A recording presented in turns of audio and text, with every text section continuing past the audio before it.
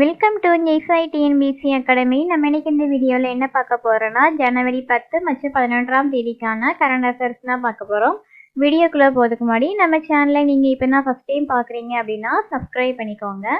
கூடவே இருக்கக்கூடிய பெல் ஐக்கானை கிளிக் பண்ணி வச்சுக்கோங்க. ஃபர்ஸ்ட் கொஸ்டின், தமிழ்நாட்டில் அரசு பள்ளிகளை வலுப்படுத்தும் விழுதுகள் திட்டம் என்ற திட்டத்தினை தொடங்கி வைத்தவர் யார்? Answer option B, Udhayanidhi Stalin. விழுதுகள் திட்டம் இந்த திட்டத்தினை பார்த்தீங்கன்னா இளைஞர் நலன் மற்றும் விளையாட்டு மேம்பாட்டுத்துறை அமைச்சரான உதயநிதி ஸ்டாலின் அவர்கள் தொடங்கி வைத்திருக்காங்க. இந்த திட்டமானது உலகெங்கும் வாழும் தமிழக அரசு பள்ளிகளை சேர்ந்த முன்னாள் மாணவர்கள் ஒருங்கிணைந்து அரசு பள்ளிகளை வலுப்படுத்துவதற்காக தொடங்கப்பட்டுள்ளது. இந்த திட்டத்தினை தமிழ்நாடு பள்ளி கல்வித்துறை சார்பில் மேற்கொள்ளப்பட்டுள்ளது. நெக்ஸ்ட் கொஸ்டின், 10வது குஜராத் உலக பொருளாதார மாநாட்டினை தொடங்கி வைத்தவர் யார்? ஆன்சர் ஆப்ஷன் ஏ, பிரதமர் நரேந்திர மோடி. 10வது குஜராத் உலக பொருளாதார மாநாடானது குஜராத் மாநிலம் காந்தி நகரில் நடைபெற்றது. இந்த மாநாட்டினை பிரதமர் நரேந்திர மோடி அவர்கள் தொடங்கி வைத்திருக்காங்க. இந்த மாநாட்டில் பார்த்தீங்கன்னா பல்வேறு நாடுகளின் தலைவர்கள் மற்றும் உலக முன்னணி நிறுவனங்களின் தலைவர்கள் ஆகியோர் பங்கேற்றனர். இந்த மாநாட்டில் பங்கேற்ற அதானி குழுமமானது பார்த்தீங்கன்னா குஜராத்தில் அடுத்த 5 ஆண்டுகளுக்கு ரூபாய் 2 லட்சம் கோடி முதலீடு செய்ய இருப்பதாக தெரிவித்திருக்காங்க. ஏற்கனவே பார்த்தீங்கன்னா அதானி குழுமமானது குஜராத்தின் கட்ச் பகுதியில் உள்ள கவுதாவில் 725 சதுர கிலோமீட்டர் பரப்பில் உலகின் மிகப்பெரிய பசுமை எரிசக்தி பூங்காவை கட்டுற பணியில் ஈடுபட்டு வருகிறது. இதன் மூலம் பார்த்தீங்கன்னா 30 ஜிகாவாட் புதுப்பிக்கத்தக்க எரிசக்தி உற்பத்தி செய்யப்படும் சொல்லியிருக்காங்க. நெக்ஸ்ட் கொஸ்டின், பிரான்ஸ் நாட்டின் பிரதமராக நியமிக்கப்பட்டுள்ளவர் யார்? Answer option C, Gabriel Atal. France நாட்டின் பிரதமராக கேப்ரியல் அட்டல் அவர்கள் நியமிக்கப்பட்டிருக்காங்க. இவர் பிரான்ஸ் நாட்டின் மிக இளைய வயது பிரதமர் என்ற பெருமையை பெற்றிருக்காரு. இவர் இதற்கு முன்பு பிரான்சின் கல்வித்துறை அமைச்சராக இருந்தார். இதற்கு முன்பு பிரான்சின் பிரதமராக இருந்தவங்க யாருன்னு சொல்லி பார்த்தீங்கன்னா Elizabeth Borne. Next question, Bhutan பிரதமராக பதவியேற்க உள்ளவர் யார்?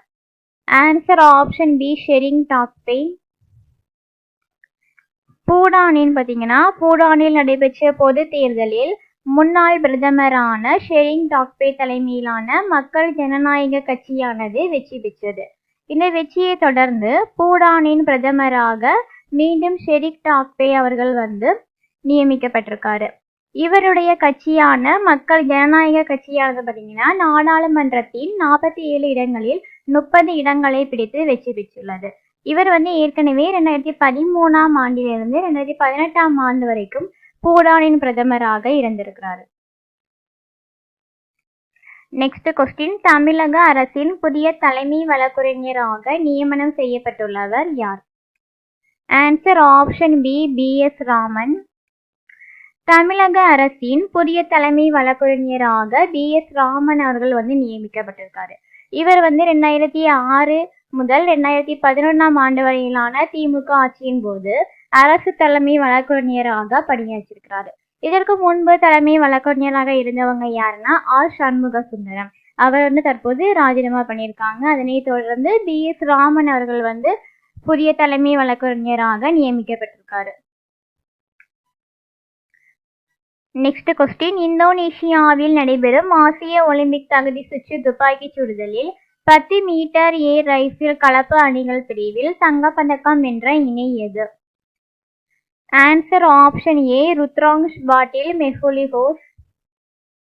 ஆசிய ஒலிம்பிக் தகுதி சுற்று துப்பாக்கி சுடுதல் போட்டியானது பார்த்தீங்கன்னா இந்தோனேஷியாவில் நடைபெற்றது. இந்த போட்டியில் 10 மீட்டர் ஏர் ரைஃபிள் கலப்பு அணிகள் பிரிவில் இந்தியாவை சேர்ந்த ருத்ராங்ஷ் பாட்டில் மற்றும் மெஹுலிஹோஸ் இணையானது தங்கப்பதக்கம் வென்றிருக்காங்க. 10 மீட்டர் ஏர் பிஸ்டல் கலப்பு அணிகள் பிரிவில் அர்ஜுன் சீமா ரிதம் சங்வான் இணையானது வெள்ளிப்பதக்கம் வென்றிருக்காங்க. ஜூனியருக்கான 10 மீட்டர் ஏர் ரைஃபிள் கலப்பு அணிகள் பிரிவில் இஷா அனிஸ் தக்ஷேல், உமா மகேஷ் மத்தினேனி கூட்டணியானது தங்கப்பதக்கம் வென்றிருக்காங்க. அதே மாதிரி அபினவ் ஷா அன்வி ரத்தோட் கூட்டணி வெண்கல பதக்கம் வென்றிருக்காங்க. அதே மாதிரி 10 மீட்டர் ஏர் ரைஸில் மகளிருக்கான தனிநபர் பிரிவில் நான்சி தங்கப்பதக்கமும் இளவேனில் வாளறிவன் வெள்ளிப்பதக்கமும் வென்றிருக்காங்க.